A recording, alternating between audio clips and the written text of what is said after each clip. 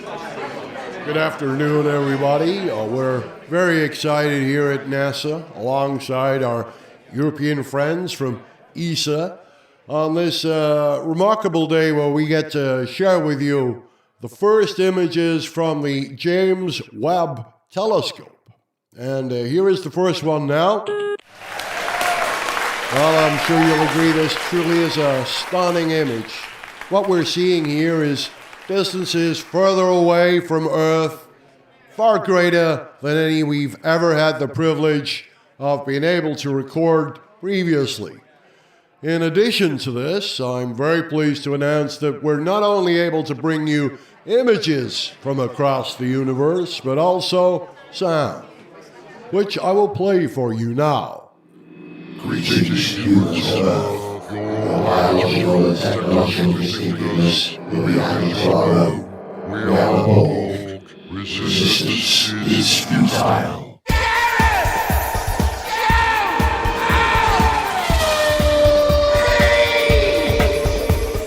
Hello, welcome to Gareth Jones on Speed. I'm Gareth Jones. He's Zog. Hello.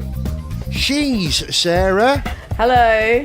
And where the heck have you guys been for the last month? Zog, I know where you've been. I've been in Las Vegas, playing some poker. Well, actually doing very little apart from playing poker. A little bit of hanging by the pool, checking out a couple new to me pizza joints, but mostly playing poker. The key question is, Zog, did you win? I did. Amazing. Full disclosure, I did not win in the World Series of Poker event that I specifically went over to play on one of my trips, because I did go more than once. I was down on the World Series of Poker, but I found a way to make that loss good. I'll come to that in a minute. But I played a bunch of other tournaments at the Golden Nugget, the MGM Grand, at the Orleans, around the World Series, because when the World Series is in town, there's a bunch of other tournaments going on, and I made money in those tournaments. Good. Yeah, and my strategy for making back my $1,200 World Series of Poker loss was to have one spin of a roulette wheel. And I don't gamble. I don't play blackjack or roulette or any casino games. I only play poker. But I thought I will put $50 on one spin of the roulette wheel on one number, 27 for John Lacey and Gilles Villeneuve. Yeah. I thought I'd do this because if I win, I cover my $1,200 deficit with a bit to spare. And if I lose, it's a couple of Uber rides. I've just lost $1,200. It's no big deal. And what do you know? Number 27 hit. I walked away with $1,800, which was a very satisfactory result. Amazing. So, You lucky so-and-so. Sarah, the last thing I heard from you, you were watching the Rolling Stones somewhere. Where? Oh, yeah, I did. They were playing in Hyde Park at the British Summertime, and I got a last-minute ticket. And, yeah, I was really pleased to see them. They were amazing. I'd never seen them live, and I took the opportunity because you never know how many more that you might have. I don't know if that's the last time they'll ever play, but Good point, it was brilliant. Yeah, so they were really, really good. Outstanding, actually. So if anyone got to the Rolling Stones, well done you, because I'm sure everyone will agree that was very good. They're all still very talented. They still didn't perform like they were a day older. And are you a Rolling Stones fan? Yeah, I've always enjoyed the Rolling Stones. I'm actually the youngest of my family. So my eldest brother is quite a bit older than me. So he always used to be playing it. So, yeah, it's quite endearing to me, some of the Stones tunes. So I did grow up on that music. So it wasn't foreign to me at all. Okay, well, now that we've all been off doing various things unrelated to motorsport, perhaps we ought to talk about Formula One. Phew! What a scorcher, the hottest day of the year, arguably the hottest day in Britain of all time today. And the racing has been pretty hot as well, hasn't it? Sarah, did you see the race weekend? Because there were two races this weekend. There was the sprint and the Grand Prix. Yes, I did. I did watch the race. I watched it from my phone, actually, because after the F1 was on, I watched some of the Wimbledon final on my phone too. So it was one of those days where there's a couple of things on. So I managed to get out and about in the hot weather as well as watch the race. Packing it in, well done. Yeah, I did. I managed to fit in quite a few in such a short space of time. It was just really great to see Charles Leclerc do really well. And finally, after 5 races, and in the previous races when he was doing so well, it was never really his fault. You know, they always had those power failures and things like that. So it was really nice to see him win and, you know, be so persevering with his attitude. So it was just great. It was really good. I enjoyed watching Charles Leclerc finish with a smile on his face. There were loads of smiles after the race. Zog, I don't know if you caught the interviews with Alonso in the pen in the paddock after the race. Have you ever seen him look so cheerful? I didn't catch the Alonso interview. I wish I had, actually, because one of the things that I wanted to say about the race, well, and also this season generally, is that I'm really enjoying Alonso 2.0. You know, the new Alonso, I love it. He's a class act. I mean, apart from the fact that he's really delivered some great results for Alpine and given us some terrific racing to entertain us. That moment in Austria when he had two wheels on the grass. Yes. He's passing Sonoda. Yes. And he gives him this little wag of the finger. Yeah. It wasn't a shaken fist. It wasn't a middle finger.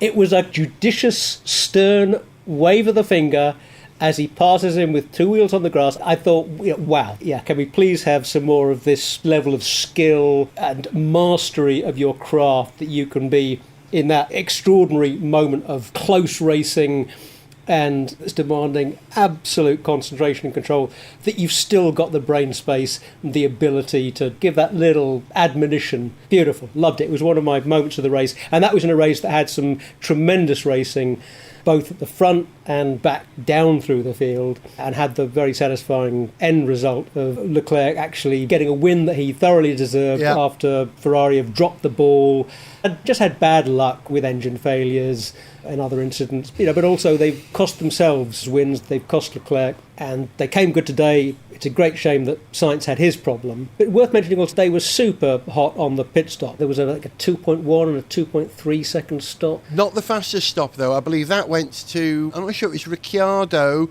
or Norris, but certainly McLaren got the pit stop award for the quickest stop. Oh, did they? Which brings me to Sarah. Sarah, who's your favourite driver now? Is it Ricciardo or Alonso? Oh, that's a tough question. Come on. Meant to be hard. Although I did see that Ricciardo got the edge on Alonso this week. He came in 9th and Alonso 10th. I always sort of up where they finish. No, I do like them both. I knew you'd be watching that very carefully. We've talked about this before, Ricciardo's position at McLaren. What's your guess, Sarah? Is he going to get booted out next year? What are you reading between the lines? What are the papers in Australia saying? What's your dad saying? I don't know what the papers in Australia are saying, but I think he's very talented, and unless they have someone that they've already got their eyes on to sort of come over the top of him, I do think he's got quite a few years left. I mean, it's arguable whether he's got the right car for his driving style. People talk about that, but I'd like to see him in F1. But if he does get pushed aside, surely another team would want to pick him up. And he's also very good for the sport, in the same way Lewis Hamilton is. He's just so good. Off the grid, he's really good. He's got great personality and he just adds so much to the sport as a whole. So I think a lot of people would be very sorry to see him go. So my gut feeling is that he'll stay in F1. If it's not with McLaren, he'll get snapped up by another team. I think that's a really key observation. He's really good for the sport. It's all about the relationship that we have with our heroes. It's about the personalities and the backstory of the drivers. And I am yet to meet someone who doesn't think Ricciardo is a lovely, fascinating, gorgeous bloke. And you'd love to hang out with him. Arguably, of all the people on the grid, Ricciardo is the one that you'd most want to go to a barbecue with, right? And it would be a huge loss if we did lose him. But if he does go, I think McLaren would keep him within their fold. McLaren Le Mans entry possibly, or McLaren in Indy cars, but I think he'd be happier in NASCAR, wouldn't he? I don't know. My feeling is he'd want to stay in F1. I think if there was an F1 drive available to him, I'm sure he'd take that over NASCAR or going to American open wheel racing or endurance racing. I think, unless it was a Williams drive, and what it was being offered outside of F1 was a very competitive opportunity. That's my guess. But as you say, he's a great asset to the sport. He's a terrific driver who's widely loved. He's having a difficult time at McLaren, and I don't think his place in McLaren is solid. No, it isn't at all. It's certainly still in doubt. But I think he's certainly got a place in Formula One for a while yet, as long as he wants it. Okay, here's something which I think has no place in Formula One, and Sarah, I would welcome your view on this.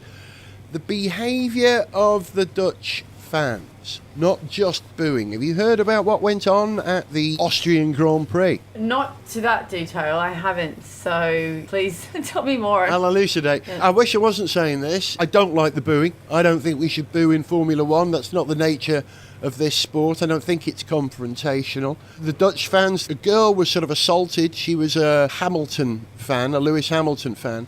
And she had a skirt or dress completely lifted up by a bunch of Verstappen fans, saying that she didn't deserve respect because she was a Lewis Hamilton fan. Oh my God. I mean, that's appalling, isn't it? I mean, that is going to turn people off from going to Formula One. That is horrific. I hear that Mercedes dealt with it, though. They heard about this and they located the woman, I said girl, forgive me, I mean woman, and invited her into Lewis's garage. I don't know if she got to meet Lewis, but she got a tour of the garage. And Toto was really bold about it. He said, no, we don't want that kind of behaviour in Formula One. Those people are not welcome. They can off.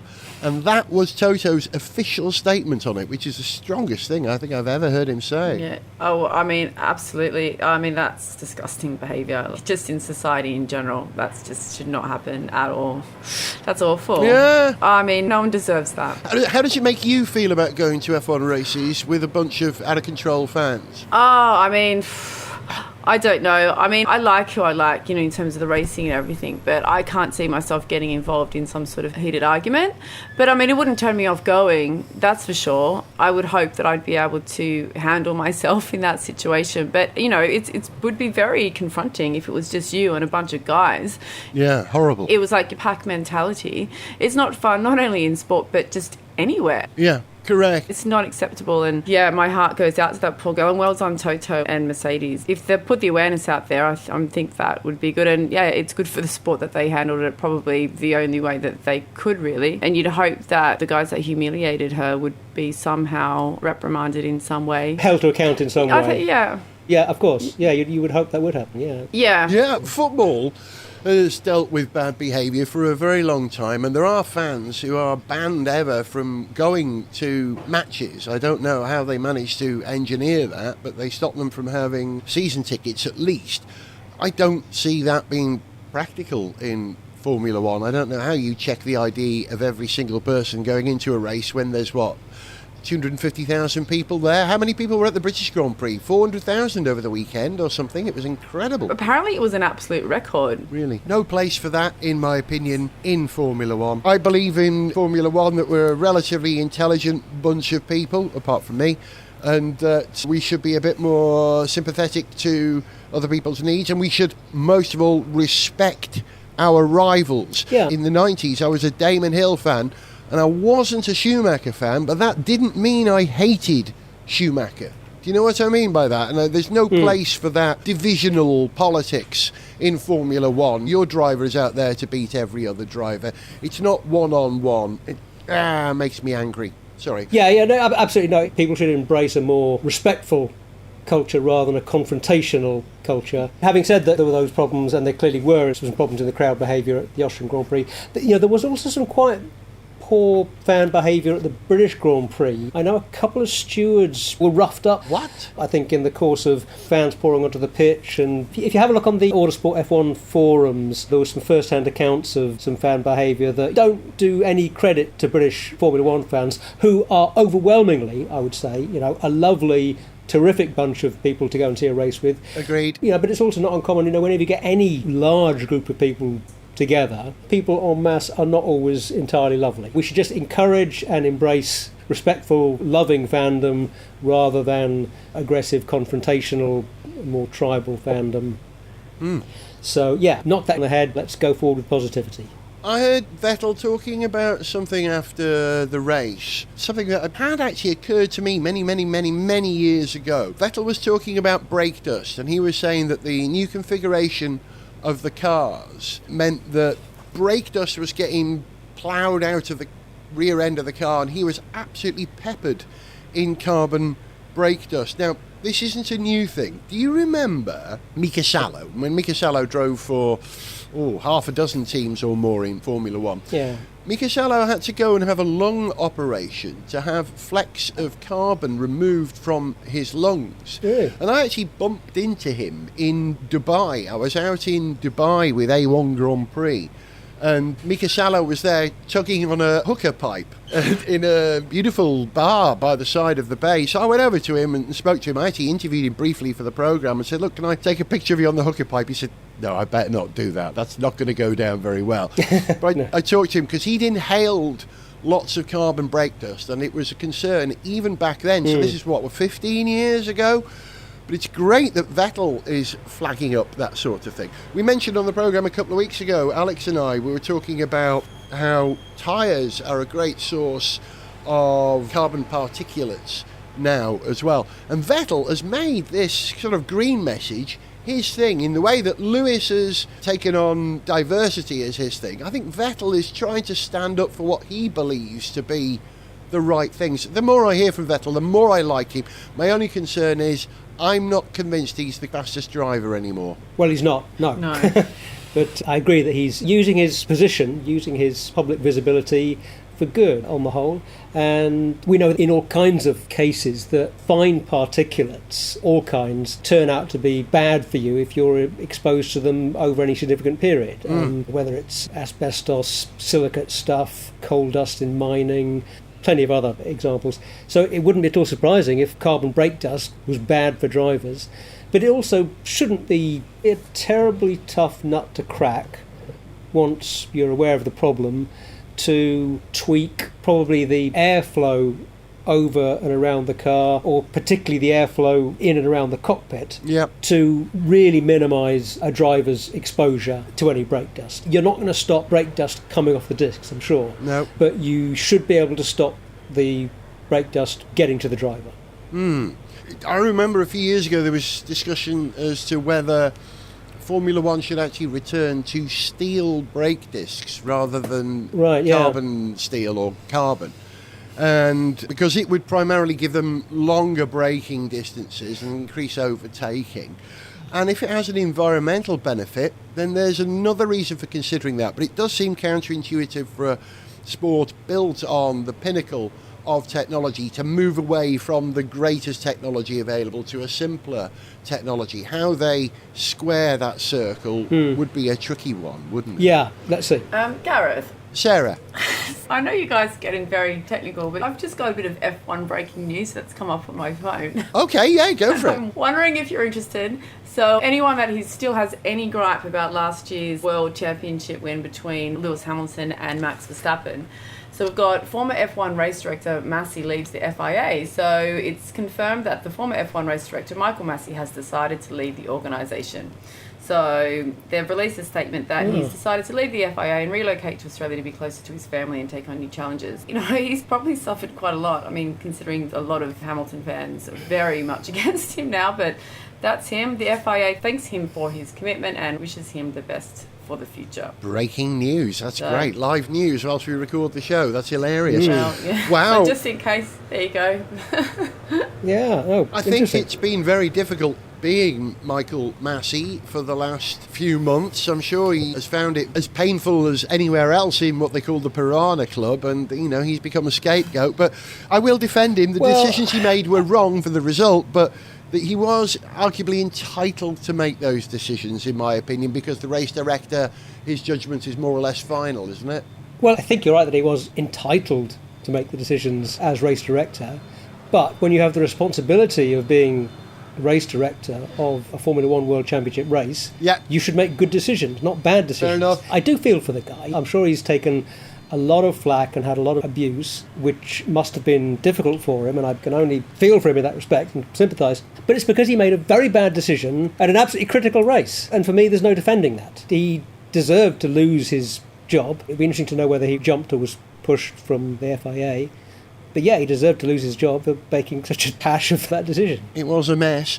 Formula One, though, I believe is in good shape. I'm a bit baffled by the sprint. I enjoy the fact that we get extra racing over the weekend.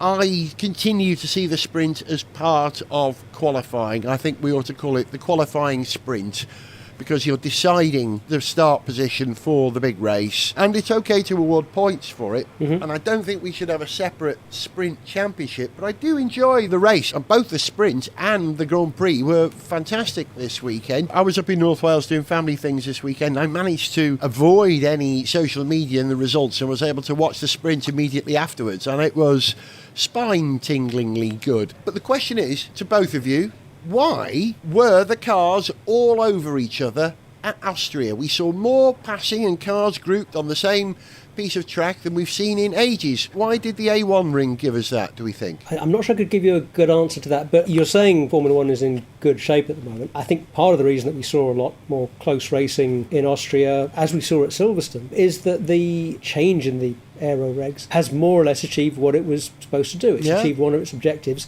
in giving us better, closer racing. It also produced the unwanted downside of porpoising, which teams have more or less got on top of now. But the big headline is it worked in terms of giving us better racing. And then, the details of particular tracks will mean that you'll get slightly more or slightly less close racing here and there. I mean, I think one of the reasons we maybe had slightly closer racing here is just that the pace of the front-running cars is that much closer than it has been sometimes. Ferrari and Red Bull are really very close on pace. So, I think that's a big part of the story.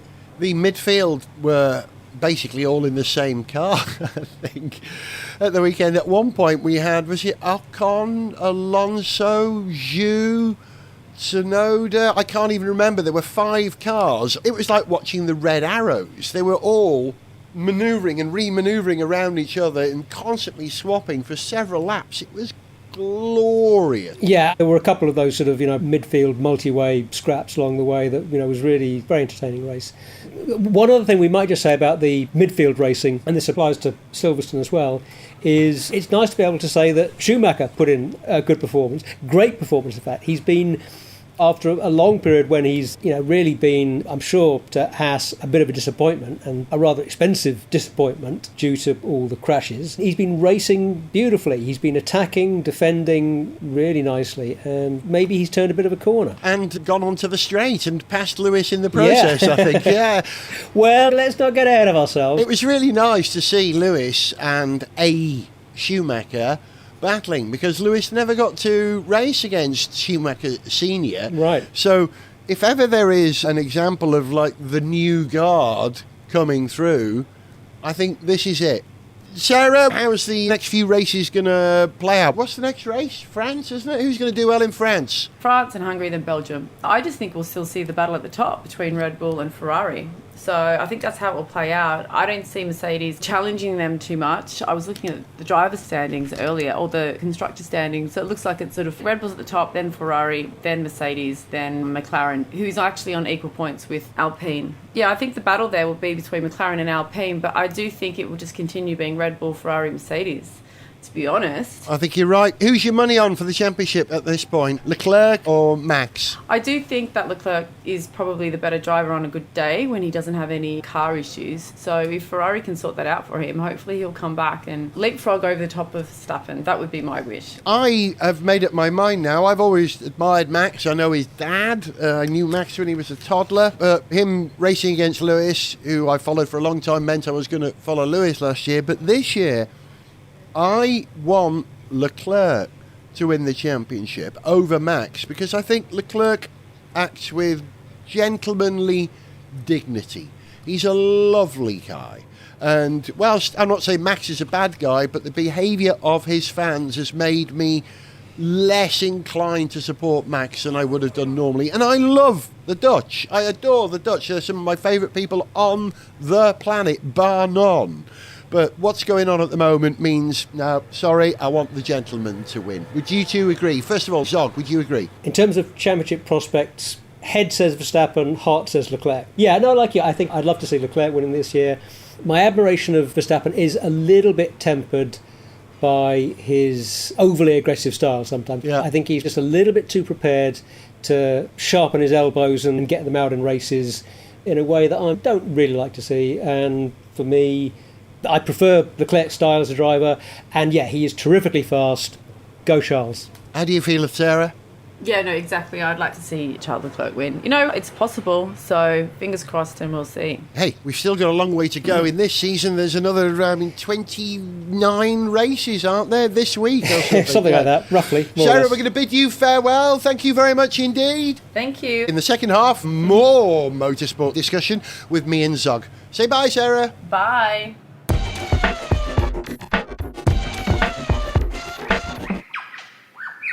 Bernie Ecclestone, you recently said that you thought Russian President Vladimir Putin was a first-class person.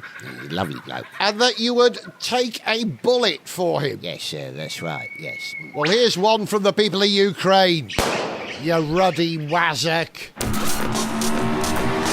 Gareth Jones on speed! It's an absolute scorcher here in London today, and the racing in Italy last weekend was scorching as well. I'm talking about the 6 Hours of Monza, the first race after Le Mans in the WEC. And Zog, you know, we're lucky we've seen the greatest sports cars in the world racing on the greatest circuit in the world, Le Mans, but I'd like to see them at Monza. It kind of suits it, doesn't it? Yeah, like you've never been to Monza, I'd like to go sometime. Maybe we should make that happen soon. A wonderful high-speed circuit, great heritage, and there was good racing there in the WEC. It's notable for three things for me, in reverse order. First of all, the new paint scheme on the Glickenhaus, where they've moved away from that red and white that they raced in before, and they now race in turquoise with a red, white and blue stripe down the middle. Turquoise? I'd say it's on the turquoise side of blue, isn't it, that colour? I'm putting it solidly in the blue category. Okay. It looks blue to me, but hey, colours look different to different eyes. But it looks so classically endurance colours, you know, it hints at the Gulf livery. It looks like American race cars of the 1960s, and it is just lovely. Yeah, beautiful livery. Yeah, it could be, like I say, could be a classic American look, could be a French car with the red, white and blue. Yeah. Yeah, it's a good look. It's a shame they didn't have the reliability to match the aesthetics, because they were leading when they had their blow-up, weren't they? And they had a good chance to win the race, which after a good showing at Le Mans would have been a terrific result. We like to see privateers do well, much as we love the big, impressive factory outfits. We like to see the little guys doing well. So, yeah, it's a great shame that they had that problem. And well done, the FIA and the Automobile Club Le West and IMSA on creating compatible rules and the balance of performance now, which allows megaliths like Toyota to compete against small operations, because Signatech are running as Alpine, but really they're just a Signatech team, versus Glickenhaus. There are three sort of very differently resourced teams there, all more or less on the same piece of circuit.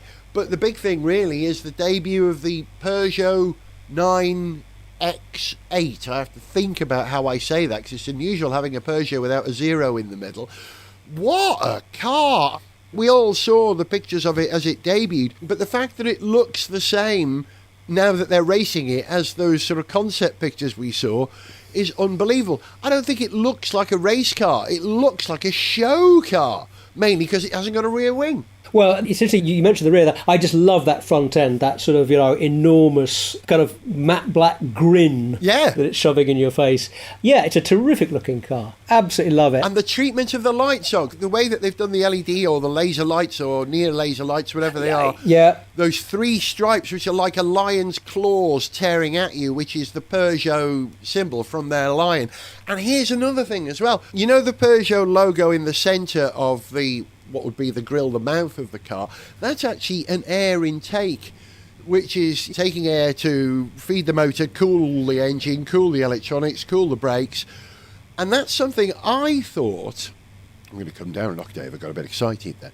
That's something that I thought MG should have done. Do you remember in our very, very, very early days of visits to Le Mans, when MG were running a modified Lola chassis in what was the second tier of LMP, the 625 was it called then? I can't remember. Yep. MG ran a car which had the MG octagon on the nose, but it was completely blanked off. And behind it was this sort of centre channel. And I remember thinking, you missed a trick there. You should have made the MG logo the air intake. So I feel vilified, is that the right? Justified, what's the term? Vilified is not the word No. you're looking for.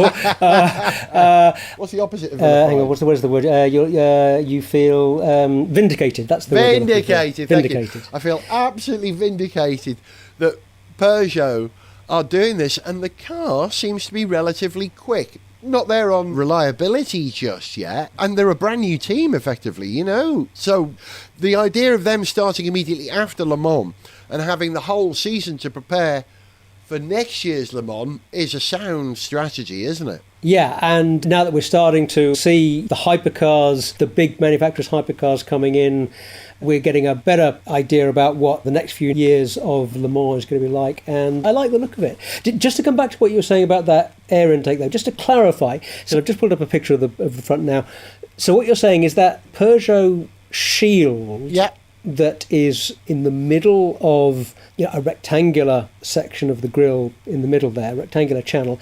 Are you saying that it's kind of, is it sort of like a honeycomb rather than a solid plate? I don't know how they are achieving it. Because it's a shield shape. I'm looking very carefully at it as well, and I can't work out, but I did read that it is an air intake. Maybe just the white bits with the lion's head and the word Peugeot stand proud, but the rest of that is hollow. Who knows? But well done, Peugeot, for bringing a degree of style to endurance racing, because much as I love the racing in LMP2 at the moment, the fact that all the cars are the same chassis makes it a little bit boring for me. I like the variety. I've always said that one of the great appeals of endurance racing for me is the huge variety of engines and platforms and front rear drive electric combinations and styling. You know, we need variety. Well done to Peugeot for bringing a bit of style to the game. Yeah, and we've got a whole raft of new look cars which are going to appear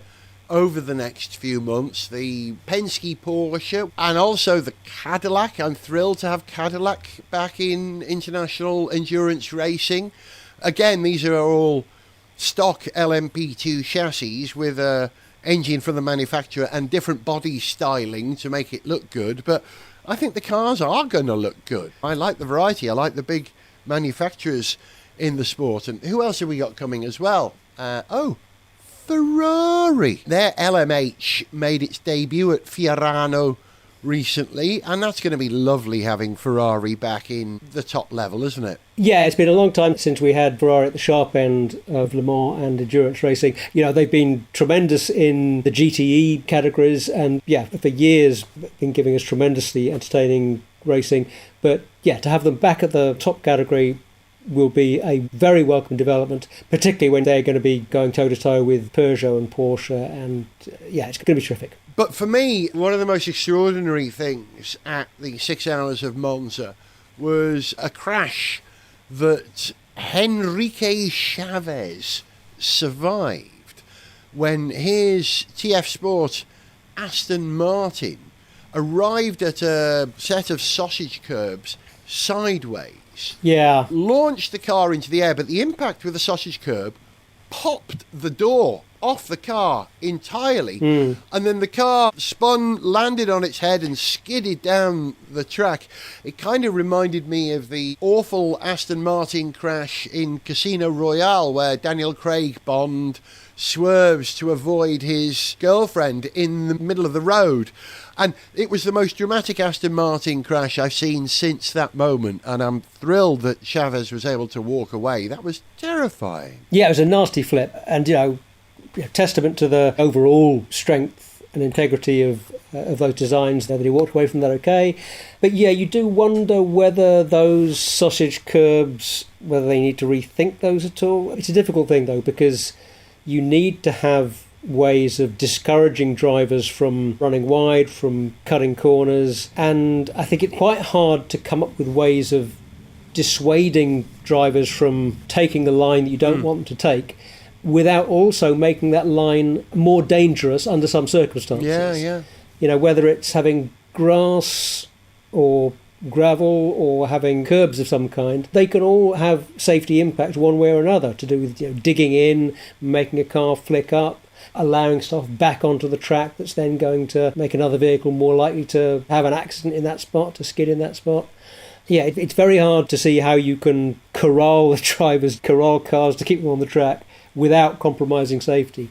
But yeah, the sausage curb was a culprit in that quite spectacular accident. I'm wondering if gullies might be the answer rather than a raised section. But if we have a sort of a dropped section, which means that your wheel might drop in there and you'd bottom out, and that would cost you time if you infringed. But hey, I'm no track designer. Okay, well, I'm going to say right off the top of my head, without thinking about this anymore, I'm pretty sure that if you have a gully, that's certainly in some circumstances going to be just the same as having a raised curb, because you're going to have a circumstance where, you know, a wheel drops into that and is then banging up against a raised edge. Good point. So, yeah, I'm pretty sure you'd have a similar problem. And from my own personal experience, I remember being involved in a dreadful car crash when I was driving a car once where one of my wheels got into a gully, and in that gully was a great rock. And so I was flipped into the air and landed on my roof, rather like Enrique Chavez. And I'm pleased to say that I walked away from that one, but there was no guarantee. But glad I'm still here. Actually, we might also just say Kevin Estra should have gone to Specsavers by the looks of that race. He had a couple of little incidents that I think he could have avoided if he'd been a little bit paying a bit more attention. Had slightly better judgment. Yeah, he's usually a tremendous driver, but he was a little bit of a liability at Monza. And I should point out that other optometrists are available. Indeed. You'll be listening to Gareth Jones on Speed. He was Zog. Goodbye. I was Gareth, and Zog, I'll speak to you in another couple of weeks, and listeners, you'll be hearing us in another couple of weeks. Say bye, everyone. Bye-bye. Bye-bye, everyone. Oh, it's just you and me, isn't it? Bye, everyone. It is, yeah, okay. For information on how to contact the show, see pictures, get song lyrics, follow us on Twitter, find our Facebook fan page, or to sponsor the show, go to garethjones.tv. Gareth Jones on Speed is made in London by Whiz Bang. Gareth Jones!